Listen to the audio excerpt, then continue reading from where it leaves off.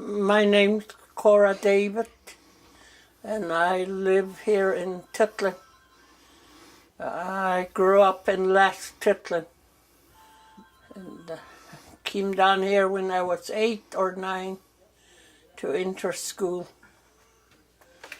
So mostly I grew up in Last Titlin.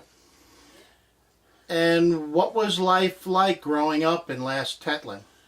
Growing up, it's different from what we grew up in, how the kids are growing up today. We were trained to do a lot of stuff, outdoor work and indoor. But today's world, the kids just sit to TV and games and stuff like that. There's a lot of change. No, they never break off from all those games that they play and stuff. They could full time sit there and not doing nothing. That's how it is changed. That's up there at Last Titlin. We work from evening to, down to evening. We do the garden, help our father and our mothers, picking berries, get everything gathered together for winter supply. And we also help cut the meat, dry them, fish of all types, just to get everything for winter. When you, because I've been to Last Tetlin. Yeah. Was that a seasonal home, or were you there all year? No, we're there full time. And the only reason why we moved here is because of school. We're lack of school because Dad is our teacher. He's from Canada, and he speaks pretty well English. And my mom doesn't talk English, she just talks our language. And they have difficult time, but my dad is teaching my mom how to speak English. Mom tried to teach my dad how to speak our language. And it's very hard. So we full time doing garden, and then take them out in the fall, help my dad with all that. Not only that we gather some roots and stuff, other type of food that people eat. But today you don't see that no more. Even cranberry, blueberry, they don't care. Just certain people, that's all, that do that to save their money. But other than that, nobody cares to do nothing. That's how bad it changed. From our days to their days.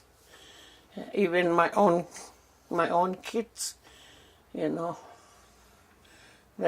one I adopted from Port Yukon, he's just full-time playing. What this other one, she's trying to learn a lot of stuff. How to sew beads and stuff like that. So we teach our kids like that. We teach them early age to do beading and stuff like that. When you were in Last Tetlin, that was a pretty good fishing village too, right? Yeah, there's a lot of fish of all types. There's grayling, pike, whitefish, lingcod, burbot, everything. And how do you preserve the fish? We what we do with burbot is we never eat it at that time. It was good. We didn't notice that. And my mom, what she does is take the liver and the egg out, and she deep fry it for us. that's about all we eat out of it. And later on, about 1950 or somewhere, we start eating that fish. And it's better than halibut and all this, you know. We didn't notice that. And that's how we start eating it. Oh. Well, all the other fish that you had, since you didn't have refrigerators, all the fish except for that. How do you prepare that fish for a long term? You know, for the winter. How do you prepare it? What For you do? winter, Yeah. we flay it and cut it and dry it with smoke, and then after we do that, we put it in the cache, really dry, not wet. And then if it's a fall, right, like October or end of this month, we'll have half dry and half, not too dry. So we can fry it or boil it. I don't see how come we never get so tired of eating same kind of food every day. I mean, we eat fish, we eat meat, you know. We don't hardly eat fruit or vegetable that comes from the store. But the only thing we eat is the one we raise out in, in like potato, cabbage, carrots, turnip. That's about all we have. So. Did you like growing up in Last Hetland? Yeah, I love it. Even though we have no playmate, hardly any. There's only one family that is there, is whole family beside us. So there was just two families, and we like it. And there's no road, there's nothing.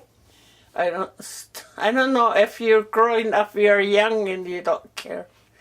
But after we moved down here, I grow up here and I start walk over to Midway, from here to Kitcher, right to Tok, to do some shopping or stuff like that. So that's very hard. We don't have a car of our own. We walk or we use dog team. Them days they just use dog team, that's all. You have to raise your own dogs and then sled and everything goes with it. Mm-hmm. Could you squat? Yeah. Okay. Want to look at me? Yeah. When you had the way you got around also was on boats because it was just a river. Yeah. How long would it take you to take a boat from Last Hetland all the way out to Tok? I mean, how did you? It don't seem too far with dog team, because you'll be standing behind sled and they'll just bring you in. And then the other way around is boat too. My dad only have 8 horsepower or something like that, and that boat take us everywhere. So it was way back old days, you know, and there's no 15 or 20 or 25 horse. There's only 8 to 10 horse. So that's what